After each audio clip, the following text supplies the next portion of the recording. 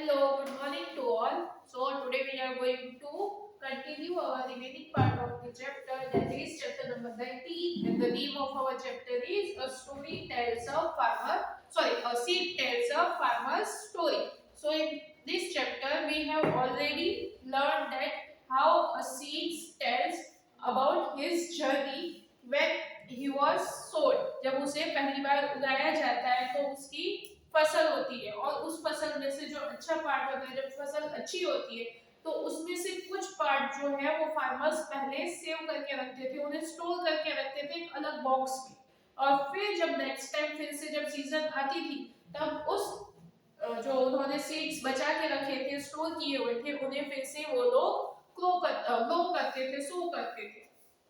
और फिर वैसे ही हर बार वो लोग उन बीज को स्टोर करते थे और नेक्स्ट टाइम जब सीजन आता था तो उन्हें फिर से सो करके क्रॉप्स ग्रो करते थे। Okay, so now all of you open page number 176।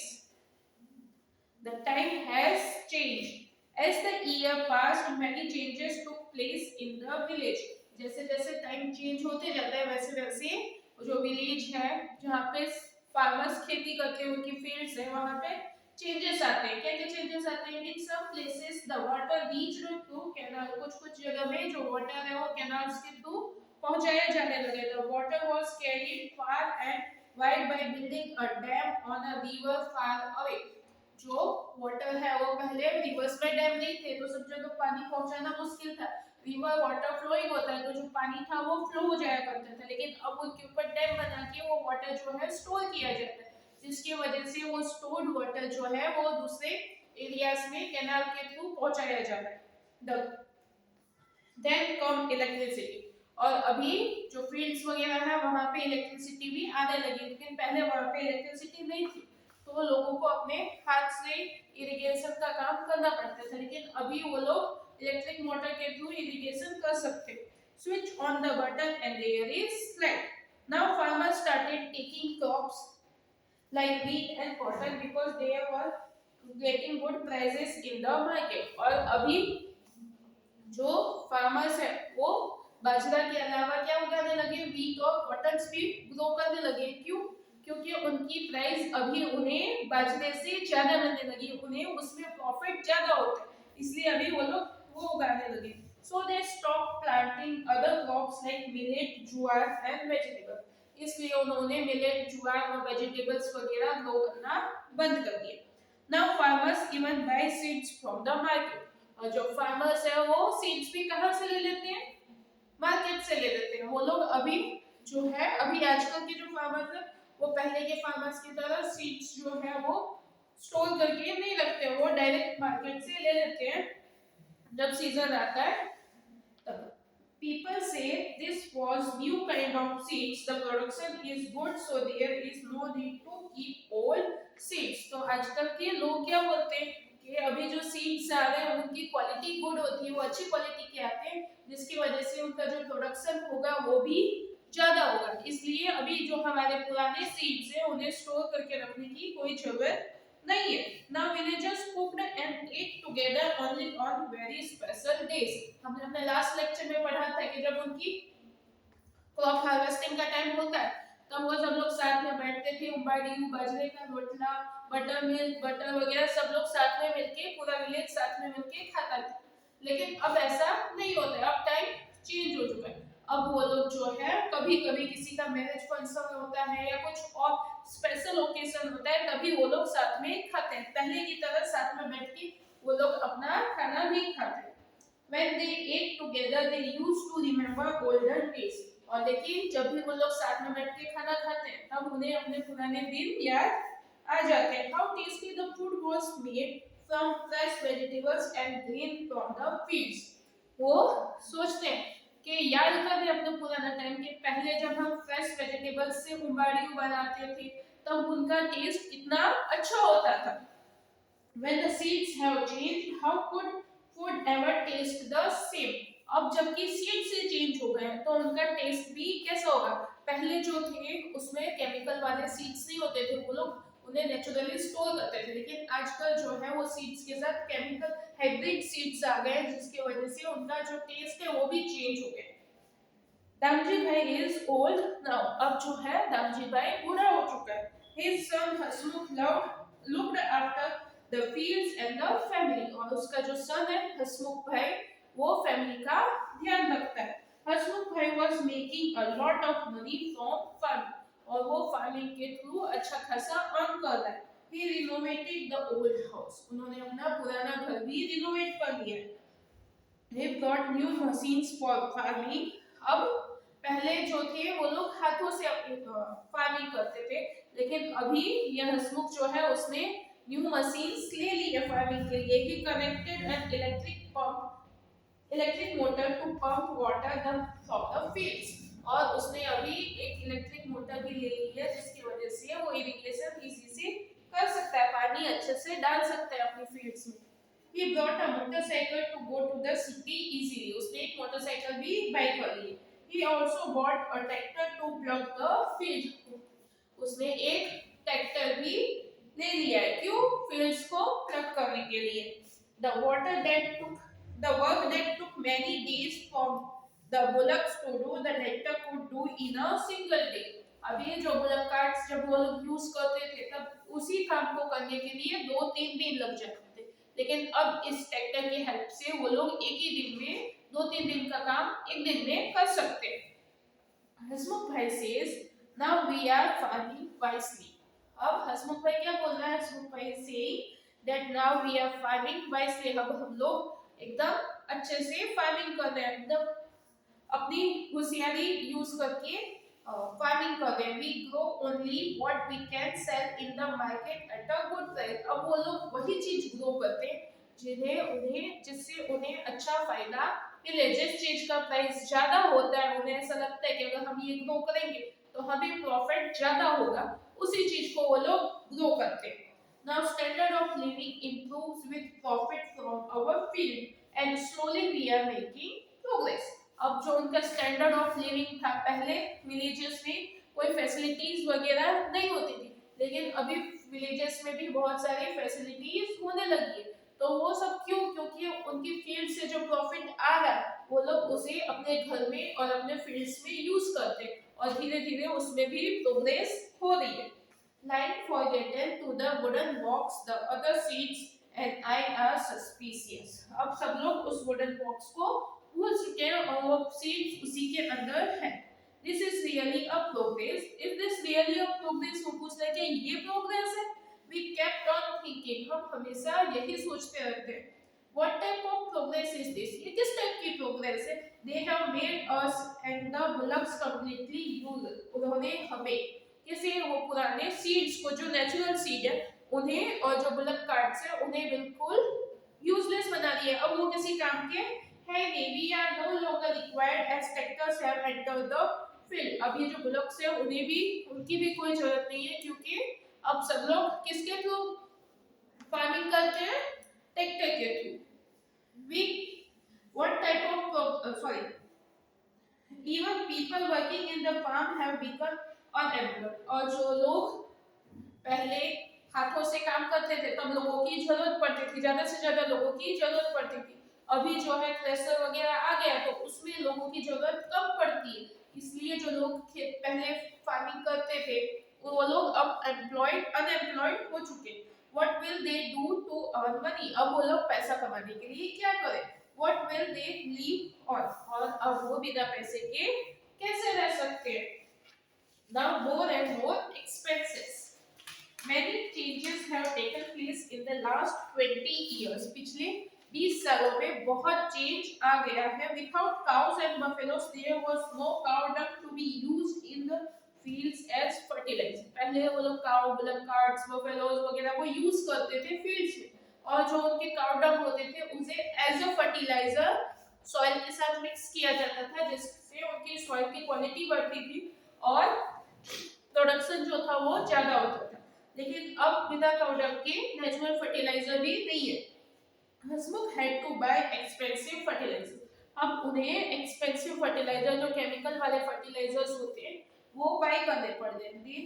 New kind of seeds were such that the crop were easily affected by the harmful insects. अब जो न्यू सीड्स आ रहे हैं, हाइब्रिड सीड्स आ रहे हैं, बोल रहे हैं कि उनसे प्रोडक्शन ज्यादा होता है, लेकिन उसका एक नुकसान ये है कि वो सीड्स जो है वो इंसेक्ट से जल्दी नुकसान हो जाता है, वो लोग इंसेक्ट्स जो है वो उन सीड्स को जल्दी नुकसान पहुंचा सकते हैं। Pesticides also had to be spread on the crops to keep away the insects, और इसलिए उनके ऊपर पेस्टिसाइड्स जो है वो स्प्रे करनी पड़ती है उन्हें time to time. Okay. Oh, how bad it smells! And most of Hasmukh's money was spent on medicines, fertilizers, and seed. इसकी स्मेल बहुत खराब आती है, और जो हसमुख है उसके ज्यादा से ज्यादा पैसे जो मनी है वो किसमें स्पेंड हो जाता है, ये फर्टिलाइजर और पेस्टिसाइड स्प्रे करते हुए। The canal water also started reducing. अब जो canal water है वो भी कम होने लगा है। All the farmers built borewell and began to draw water with the water pump from the deep under the ground. अब सब लोग क्या बनाने लगे? Farmers borewell, और borewell से क्या होता है कि वो लोग जो deep water होता है अर्थ में उसे खींच के इरिगेशन अपनी फील्ड्स में और पानी जो है वो पहुंचा रहे हैं। Expenses have been increased, उनके खर्चे भी बढ़ गए। Loans were borrowed from the bank to cover expenses, और अब उन्हें अपने expenses, अपने खर्चे पूरे करने के लिए क्या करना पड़ता है? लोन लेना पड़ता है। The profit would be used to pay off the loan, और जो profit है उसे लोन पे करने के लिए खर्च हो जाता है उनका। Most of the farmers were growing cotton, और आजकल ज्यादा से ज्यादा farmers क्या ग्रो कर रहे हैं? Cotton. So the price of cotton was not as high as before. अब उस चीज का प्राइस भी पहले के जितना नहीं है। पहले जो थी कॉटन की डिमांड ज्यादा थी लेकिन सप्लाई कम थी, इस वजह से कॉटन का प्राइस ज्यादा था। लेकिन अब ऐसा हो गया है कि सप्लाई ज्यादा हो गई है और डिमांड कम हो गई है, इस वजह से जो कॉटन का प्राइस है वो उन्हें इतना ज्यादा नहीं मिल रहा है। There was so much damage to the soil by taking only one crop and using chemical fertilizers and pesticides that nothing good could grow there. अब वो लोग बार बार एक ही चीज ग्रो करके, पहले हमने अपने लेक्चर में पढ़ा था कि वो लोग सीजन वाइज अलग अलग क्रॉप ग्रो करते थे, लेकिन अब वो लोग जिस चीज से ज्यादा पैसा मिलता है वही ग्रो करते हैं। कॉटन ग्रो कर रहे तो कॉटन ही ग्रो कर रहे हैं हर बार, तो इस वजह से एक ही चीज ग्रो करके जो उनकी सॉइल है उसकी जो क्वालिटी है वो भी घट रही है, और इस वजह से उसके ऊपर वो लोग पेस्टिसाइड्स डाल रहे हैं और फर्टिलाइजर्स डाल रहे हैं, जिस वजह से सॉइल की क्वालिटी घट रही है। It is very difficult to survive on the farming alone, इसलिए खाली खेती के ऊपर वो लोग अपना जीवन नहीं निकाल सकते। Hasmukh was not the same as before, अब हसमुख भी पहले के जैसा नहीं रहा है। He was constantly worried and angry, अब वो हमेशा टेंशन में रहता है और गुस्से में रहता है। His educated son Paris did not want to do farming, और उसका जो सन है वो पढ़ा लिखा है, अब वो पढ़ चुका है, तो उसे फार्मिंग करना बिल्कुल भी पसंद नहीं है। He became truck driver to pay off the bank, और अब वो ट्रक ड्राइवर बन गया है ताकि उसके फादर ने जो लोन लिया है बैंक से खेती करने के लिए उसे चुका सके। He often did not come home until late at night, कभी-कभी तो वो घर भी नहीं आता है और कभी-कभी लेट नाइट आता है घर पे। Sometimes he stayed out of 3 to 4 days, कभी-कभी वो 3-4 दिन घर से बाहर भी रहता है। One day he was looking for something in the house. His mother asked, he asked his mother, "Mother, where is grandfather's wooden box in which the seeds were kept?" So क्या होता है कि एक दिन वो घर में कुछ ढूंढ रहा होता है, तभी वो अपनी मम्मा से पूछता है क्वेश्चन कि हमारे ग्रैंडफादर जिस बॉक्स में, वुडन बॉक्स में सीड्स रखते थे, वो बॉक्स कहाँ है? It will be useful to keep tools for the truck. अब ये किस काम आ सकता है? उसके ट्रक्स के टूल्स रखने के लिए। Now do you understand why did I tell you my story? अब आपको पता चला कि मैंने आपको अपनी स्टोरी क्यों बताई, और उसने स्टोरी के स्टार्टिंग में बोला था कि अगर मैं आपको ये स्टोरी आज नहीं बता पाऊंगा तो कभी नहीं बता पाऊंगा, क्योंकि वो सीड्स को उस बॉक्स में से निकाल के कहीं और फेंकने वाले थे, इसलिए। Okay, here one more story is given to you on page number 108, this box. Okay, Bhaskar भाई's farm, किसका फार्म? भास्कर भाई का। We saw coconut trees from a distance, हमने बहुत दूर से कोकोनट ट्रीज को देखा। अल्लाह so many coconut on one coconut tree, उन्होंने देखा जब पास गए तो क्या कि एक ही कोकोनट के पेड़ में बहुत सारे कोकोनट थे। We felt that he would be using the expensive chemical fertilizers and pesticides of the market। तो उन्होंने देखा कि एक ही कोकोनट के पेड़ में इतने सारे कोकोनट है, तो शायद वो एक्सपेंसिव फर्टिलाइजर्स और पेस्टिसाइड्स यूज करता होगा, जिसकी वजह से उन्हें प्रोडक्शन ज्यादा हो रहा है। लेकिन ऐसा नहीं था। क्या था उसका reason? But when we saw in the farm we were very surprised. लेकिन जब हमने उसके फार्म में देखा तो हम लोग देख के एकदम सरप्राइज रह गए। The whole land was covered with dried leaves, white plant and grass। पूरा जो फील्ड थी उसकी वो किससे कवर थी? ऊपर कोकोनट ट्रीज खाली दिख रहे थे, नीचे जमीन के ऊपर क्या कवर था? ड्राइड लीव्स, wild plant और grass। Seeing the dried branches of some plant, it seemed that the insects must have eaten them। और जो branches पड़ी हुई थी जमीन पे, उन्हें देख के ऐसा लग रहा था कि इंसेक्ट्स ने उन्हें खाया हुआ है। At some places we saw plants with colorful leaves, और कहीं-कहीं हमें colorful leaves वाला एक प्लांट भी दिखा। Why would this have happened? ऐसा क्यों हुआ होगा? भास्कर भाई said that this was a croton plant। ये कौन सा प्लांट है? croton plant. उसकी लीफ जो है वो रेड, ग्रीन और येलो कलर की होती है। Its roots cannot go deep into the ground, और इसके रूट्स जो होते हैं वो जमीन के बहुत गहरे नहीं जाते, जमीन में ऊपर ही रहते हैं। When its leaves begin to wither, we come to know that there are needed water। और जब इनके लीव्स जो होते हैं वो सूखने लगते हैं, मुरझाने लगते हैं, तब उन्हें पता चल जाता है कि इस प्लांट को पानी की जरूरत है। He said that we didn't use factory made fertilizer, his soil is fertile। हम लोग जो है वो फैक्ट्री का बना हुआ फर्टिलाइजर यूज नहीं करते, हमारी सॉइल जो है वो खुद ब खुद फर्टाइल हो जाती है। कैसे?